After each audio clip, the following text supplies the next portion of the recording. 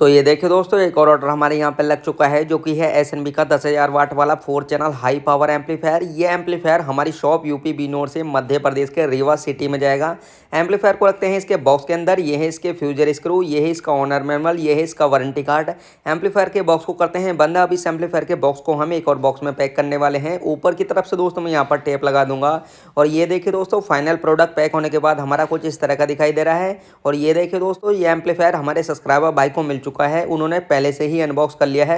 Amplifier को करते हैं ओपन करते ही सबसे पहले ओनर मैनुअल और वारंटी कार्ड देखने के लिए मिलता है। एम्पलीफायर को करते हैं कट करने के बाद एम्पलीफायर को निकालते हैं बॉक्स से बाहर। एम्पलीफायर हमारे सब्सक्राइबर भाई को मिल चुका है, जैसे कि आप वीडियो में देख भी पा रहे हो।